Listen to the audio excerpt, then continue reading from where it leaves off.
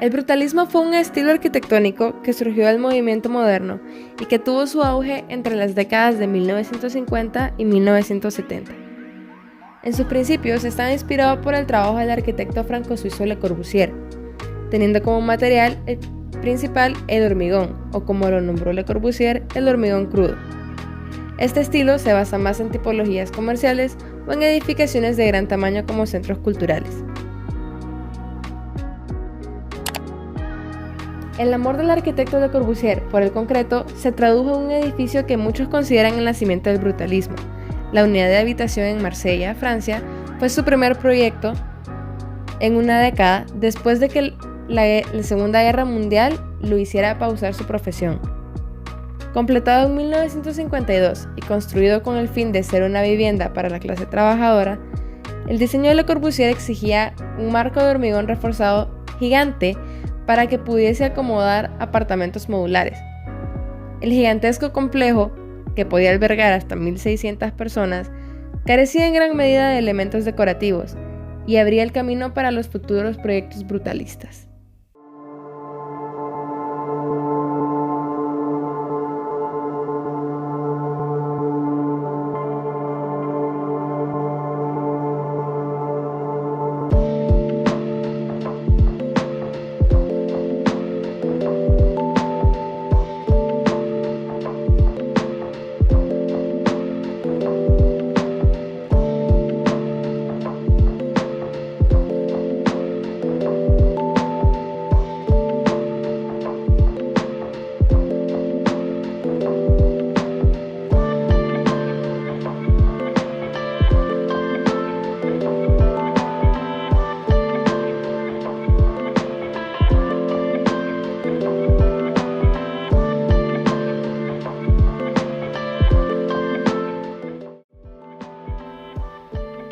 El término brutalista en relación con la arquitectura fue acuñado por primera vez por el arquitecto sueco Hans Asplund para describir una casa cuadrada llamada Villa Goth en 1949.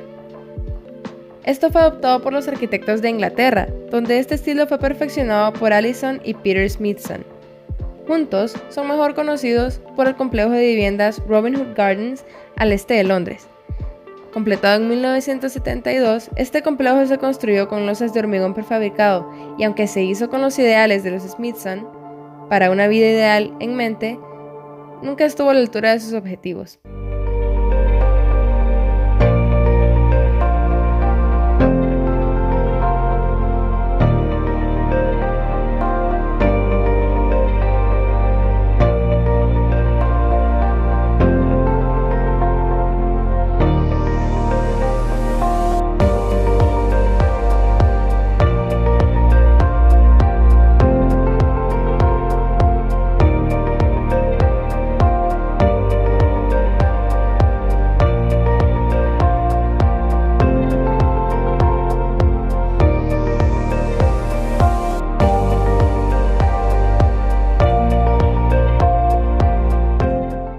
Al llegar a la década de 1980, el brutalismo cayó en desgracia.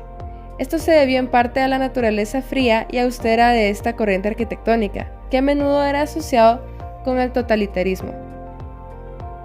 Otro punto contra el brutalismo fue que el hormigón crudo usado en las construcciones se deterioró mucho con el paso del tiempo, con marcas de daños por el agua y desgaste general que hundían la estética lograda años antes. El escritor británico Anthony Daniels, quien usa el seudónimo Theodore Dalrymple, dijo que el hormigón crudo del brutalismo es monstruoso, señalando que no envejece con gracia, sino que se desmorona, se mancha y se descompone. El autor culpó a Le Corbusier por el amor de los arquitectos hacia el concreto, afirmando que uno de sus edificios, o uno inspirado por él, podría arruinar la armonía de todo un paisaje urbano. Todos los edificios de la arquitectura brutalista tienen características más o menos similares que los hacen fácilmente reconocibles. Desde un punto de vista puramente económico, las formas geométricas son simples, a menudo cartesianas, aunque algunos arquitectos del movimiento como Marcel Brauer incluyeron formas curvas en sus edificios para suavizar su brutalidad. La mayoría de los proyectos de estilo brutalista son edificios institucionales o edificios destinados a fines comerciales. por lo que su arquitectura es majestuosa y de grandes proporciones, que combinada con formas simples, genera una monumentalidad casi abrumadora, capaz de sorprender a cualquiera.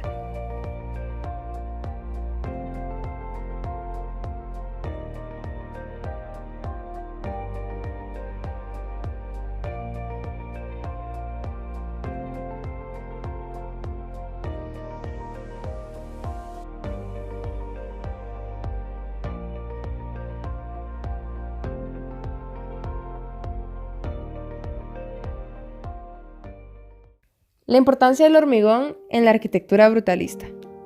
El material más utilizado en el brutalismo es el hormigón, una solución económica y simple que ayuda a dar esa sensación de grandeza que es típica de los edificios de este estilo. Sin embargo, a pesar de la apariencia simple de la fachada, casi siempre sin pretensiones, se puede ver una trama, resultado del trabajo meticuloso de los arquitectos. Incluso el color hace mucho. La variedad de minerales presentes en el cemento le da muchos tonos diferentes, que asociados con los diversos tamaños de los bloques, le dan al edificio una cara única que muestra el lado menos banal del concreto. La brillante producción arquitectónica de los años 60 es en parte el resultado de mejoras tecnológicas. Con su resistencia y versatilidad, el hormigón armado se distinguió de cualquier tecnología de construcción anterior, dejando a los arquitectos libres para crear la forma que consideraban más útiles y hermosas. Mató la tiranía milenaria de la fachada de carga, un plano vertical estructuralmente necesario que dejó a los arquitectos con poco margen de elección, más allá de la posición de ventanas y su decoración.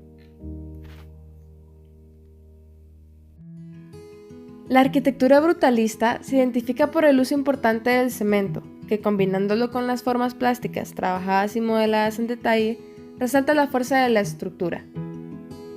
Estéticamente, las características de la arquitectura brutalista encajan en el contexto del modernismo europeo de los años 50 y 70, con su búsqueda de nuevos medios de expresión. Se usa el hormigón por su elemental y modesta honestidad, que contrasta drásticamente con los edificios muy refinados y ornamentados construidos en el estilo de las bellas artes de la élite. En las superficies de hormigón colado se revela la naturaleza fundamental de su construcción, la textura de los tableros de madera utilizados para la forma de colada in situ. Entre los materiales de construcción para lograr una arquitectura brutalista, se incluyen también el ladrillo, el vidrio, el acero, la piedra en bruto y los gaviones. Surge un interés hacia la arquitectura brutalista por el color local, una forma plástica, pegajosa y modernista y texturas nítidas y expresivas. La fluidez declarativa y la suavidad del estilo internacional de la brutalidad contrastaban con el impresionante poder de las estructuras y los volúmenes, soluciones compositivas audaces a gran escala. Clorindo Testa. Centro Cívico de La Pampa, Casa de Gobierno. Banco de Londres y América del Sur en Buenos Aires. Biblioteca Nacional de la República Argentina en Buenos Aires. Casa Di Tella en Buenos Aires. Casa Carabaza, Buenos Aires. Hospital Naval Central, Buenos Aires. Y Viviendas Castex, Buenos Aires. Lina Bobardi. Casa de Vidrio en Sao Paulo. Casa Valeria Cirel en Sao Paulo. Casa Chame Chame en Salvador, Bahía. Museo de Arte en Sao Paulo. Capilla de Santa María, 2 años Bargem, Grande Paulista, Sao Paulo. Centro Cultural CES, Pompeya, Sao Paulo. Restaurante Coati, Salvador, Bahía. Y Casa Benín, Salvador, Bahía. Louis Kahn. Asamblea Nacional de Bangladesh, Dhaka, India. Indian Institute of Management, Ahmedabad, India. Museo de Arte Kimball, Fort Worth, Estados Unidos. Biblioteca de la Academia Phillips Exeter, New Hampshire, Estados Unidos. TOSAUC de Estudios Biológicos, La Joya, Estados Unidos. Laboratorios de Investigaciones Médicas Richards, en Universidad de Pensilvania, Estados Unidos. James Fraser Stirling. Algunas de sus obras son la Facultad de Historia de la Universidad de Cambridge, la Escuela de Ingeniería de Leicester, el Florey Building en Oxford, la Fábrica Brown y el Edificio 1 en Poultry. Paul Rudolph. Algunas de sus obras son Parking para 1500 vehículos en New Haven, Crawford Manor, New Haven, el edificio Blue Cross en Boston, el Centro de Arte y Arquitectura de Yale, Centro de Salud Mental de Boston, el Auditorio SMTI University of Massachusetts, Dartmouth, North Dartmouth, oficinas de Wisma Dharmalas Sakti en Yakarta, Condominio Colonnade en Singapur, Laboratorios Endo, Long Island, y el edificio Grupo 1 SMTI y Grupo 2 SMTI en University of Massachusetts, Dartmouth, North Dartmouth, y Tracy Towers en Nueva York. Finalmente vamos a presentar a Kenzo Tange. Entre algunas de sus obras podemos encontrar el complejo municipal de Imabiri en Ehime, la Catedral de Santa María en Tokio, el gimnasio de prefectura de Kagawa, el Centro de Prensa de Difusión de Yamanashi y el Centro Cultural de Nichigan en Miyazaki.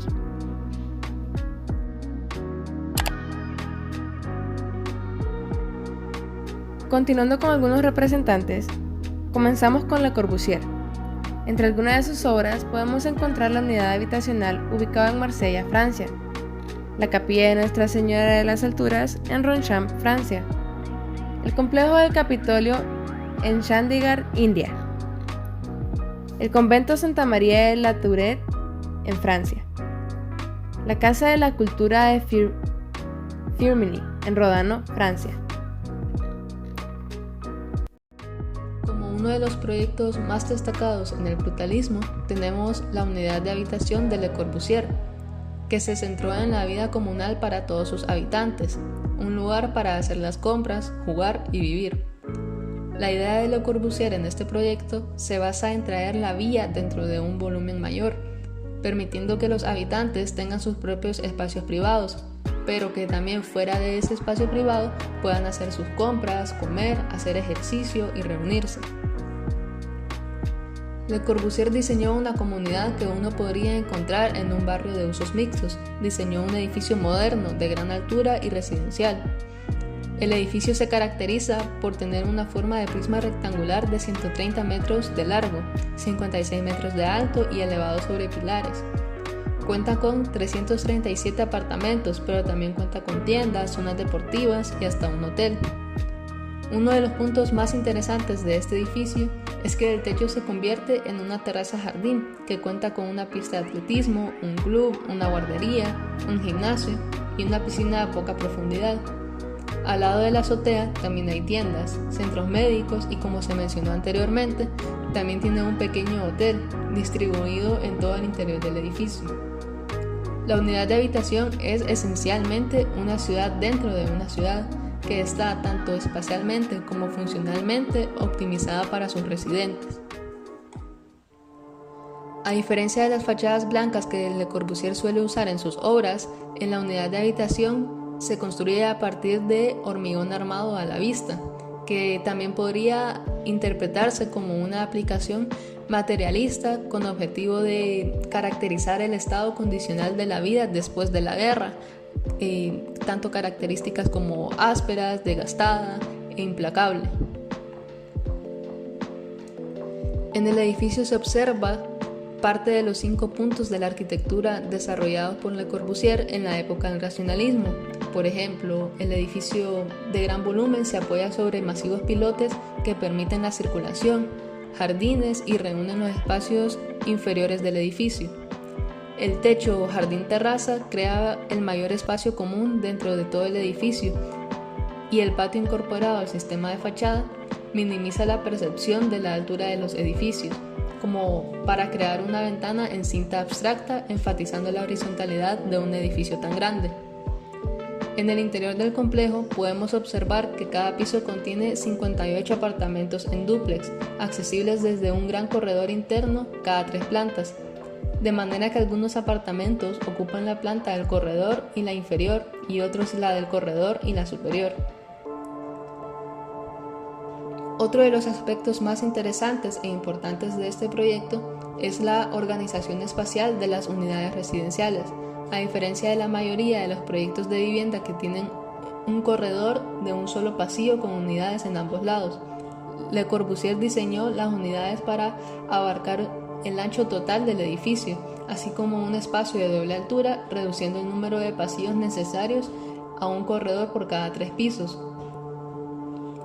Al reducir las unidades y permitiendo un espacio de doble altura, Le Corbusier es capaz de colocar de manera eficiente más unidades en el edificio y crear un sistema de interconexión entre los volúmenes residenciales. En cada extremo de la unidad hay un balcón protegido que permite la ventilación cruzada en toda la unidad. El aire fluye a través de los estrechos dormitorios al espacio de doble altura, enfatizando un volumen abierto en lugar de una planta libre. Se muestran distintos planos del proyecto, por ejemplo los cortes, donde podemos ver las distintas alturas que se mencionaron que estaban en las habitaciones. También podemos observar la gran altura del proyecto en las elevaciones y también la organización de los espacios de manera horizontal en la planta. Otro de los proyectos más destacados en el brutalismo es el Boston City Hall, que fue diseñado por 3 profesores de la Universidad de Columbia, quienes fueron Coleman, McKinnell y Knowles. Como parte de una competencia internacional para diseñar el Ayuntamiento de Boston en 1962, en este proyecto se desviaron de las típicas estructuras elegantes de vidrio y acero que estaban siendo solicitadas por la demanda popular. Su diseño partió de los diseños más convencionales de la mayoría de las otras entradas, tipificados por formas geométricas puras revestidas con elegantes muros cortina, para introducir una estructura articulada que expresaba las funciones internas de los edificios en forma de hormigón emboladizo y resistente. En lugar de basar su diseño en la estética del material, su objetivo era acentuar la conexión de los edificios gubernamentales con el ámbito público. Flotando sobre la amplia plaza de ladrillos, el ayuntamiento fue diseñado para crear un lugar abierto y accesible para el gobierno de la ciudad, con las actividades públicas más utilizadas, todas ubicadas en los niveles inferiores directamente conectados a la plaza. Los principales espacios cívicos, incluidos la Cámara del Consejo, la biblioteca y la oficina del alcalde, estaban un nivel más arriba, mientras que las oficinas administrativas se ubican encima de estos, detrás de los repetitivos soportes de los pisos superiores. Mientras los arquitectos buscaban precedentes de Le Corbusier, especialmente el monasterio de Sainte Mary de la Tourette, con sus pisos superiores en voladizo, estructura de hormigón visto y su interpretación similar de los espacios públicos y privados, también se basaron en el ejemplo de los ayuntamientos y espacios públicos italianos medievales y renacentistas, así como a partir de las audaces estructuras de granito. El ayuntamiento se divide en 3 entidades principales que componen el sistema global. Su división, tanto volumétrica como programática, es esencialmente una división de espacios públicos y privados que se enfatiza de tal manera que a medida que el edificio se estrecha en un sistema envoladizo, los aspectos más privados del gobierno de la ciudad están directamente relacionados. La escala de gran tamaño de estos espacios interiores en el exterior, en lugar de enterrarlos en lo profundo del edificio, revelan estas importantes funciones públicas y crean una conexión visual y simbólica entre la ciudad y su gobierno. El efecto es el de una pequeña ciudad de estructuras protegidas de hormigón emboladizo sobre la plaza que serían grandes formas que albergan importantes actividades cívicas. Los voladizos están sostenidos por columnas exteriores espaciadas alternativamente a 4.37 y 8.74 metros, que están reforzadas con acero. Desde la calle hay una gran plaza abierta que la separa de la entrada principal al ayuntamiento. Para los arquitectos, se suponía que la plaza era una extensión del piso principal del edificio, lo que se vuelve sugerido a medida que el pavimento de ladrillos de la plaza comienza a pasar a la loseta de cantera del vestíbulo. Y en efecto, Esta sutil transición se convierte en un medio por el cual el ayuntamiento puede establecer una relación entre el sector público y los asuntos cotidianos del gobierno. La parte superior de la base de ladrillo fue diseñada como un patio elevado que fusiona el cuarto piso del ayuntamiento con la plaza. Debido a preocupaciones de seguridad, los funcionarios de la ciudad en los últimos años bloquearon el acceso al patio, a las escaleras exteriores y a la plaza. El patio solo se abre ocasionalmente para eventos, y todos los visitantes que ingresen por las entradas, tanto delanteras como traseras, deben pasar por detectores de metales. Estas protuberancias y roturas en la fachada están destinadas a ser las formas en que el público puede convertirse visualmente en parte de las actividades del día a día dentro de la oficina del alcalde. Es esta yuxtaposición y las nuevas protuberancias espaciales las que recrean constantemente las relaciones entre el gobierno y la gente, donde física o visualmente los dos siempre están conectados. Acá podemos ver el juego de planos que conlleva el proyecto, una perspectiva en vista aérea, y también podemos ver un plan maestro donde especifica detalladamente el uso que se le da a cada zona en el exterior. Por ejemplo, el podio cívico, espacios para medios eventos, espacios para eventos más grandes o incluso espacios para los kioscos temporales que habrán dentro del proyecto. Y así como estos tres proyectos que acabamos de ver, también existen muchos otros más pertenecientes al brutalismo, tales como las Torres Blancas de Madrid por el arquitecto Francisco Javier Sáenz, que este es un edificio que exige un programa de uso mixto, como pisos destinados a viviendas, salas de exposiciones, conferencias, cafeterías, espacios comerciales y una piscina en la cubierta. También está el Renaissance Center, que es un grupo de 7 rascacielos interconectados en el Downtown Detroit, la ciudad más poblada del estado de Michigan, Estados Unidos. Está también el Habitat 67, que es un complejo de viviendas situado en Montreal, Canadá, diseñado por el arquitecto israelí-canadiense Moshe Safdie. Y por último tenemos el Freeway Park, que es un parque que tiene un conjunto de plataformas a diferentes niveles unidas por escaleras, con una serie de plazas interconectadas y vegetación exuberante, con abundancia de arbustos y árboles.